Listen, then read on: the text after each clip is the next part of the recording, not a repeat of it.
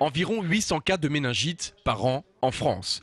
Ce chiffre peut paraître minime, mais il est un des plus élevés d'Europe, avec l'Autriche et le Danemark. Raison principale, une campagne de vaccination à la traîne.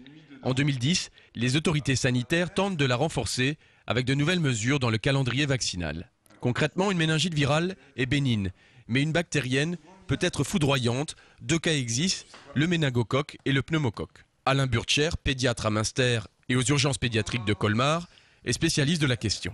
Alors, il n'y a pas franchement de recrudescence de méningite en France. En revanche, par rapport à ces deux maladies, sur les dernières années, la moitié des souches maintenant est porteuse du clone ST11. Alors c'est un peu technique, mais ce sont des souches qui sont extrêmement virulentes. Et sur les 10 dernières années, on a 2 fois plus de mortalité sur les méningites à méningo-C que ce qu'on avait avant. Pour le méningo-C, on compte 30 décès et 30 séquelles sur 150 cas en France. Depuis 2002, la vaccination était préconisée pour les personnes à risque. Elle est aujourd'hui conseillée à tous. Pour le pneumocoque, 200 cas par an. Les enfants de moins de 2 ans et les personnes âgées sont les plus touchés.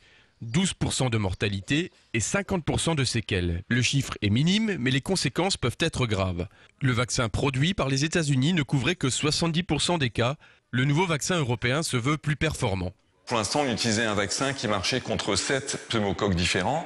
Le nouveau, qui est sorti la semaine dernière, est actif contre 13 pneumocoques différents. Donc on va arriver aussi, comme aux États-Unis, à peu près 90% des méningites. Après le fiasco de la grippe A, la France aborde le sujet de la méningite dans une position délicate. Les Français suivront-ils les recommandations ? J'attendrai déjà les recommandations de mon pédiatre, parce que la grippe A, effectivement, a été quelque chose qui a pris une ampleur médiatique assez démesurée.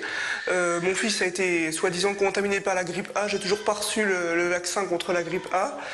Ça m'a pas inquiété outre mesure, et puis, vous voyez, il est en bonne santé, quoi. C'est vrai que la méningite, ça fait un peu peur, hein.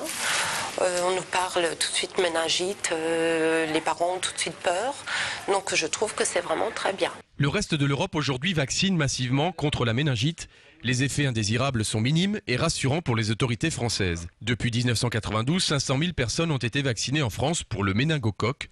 L'objectif est d'atteindre 80% de la classe d'âge 1-2 ans et 50% des 2-24 ans. Dans 10% des cas, il peut y avoir une douleur au point d'injection, il peut y avoir un peu de fièvre, il peut y avoir un œdème, il peut y avoir bon, on se sent pas bien, on n'a pas de trac pendant un jour ou deux, donc le jour même ou le lendemain de la vaccination, et en général ça s'arrête là. Conséquence de cette nouvelle politique, les vaccins sont tous désormais remboursés depuis janvier 2010.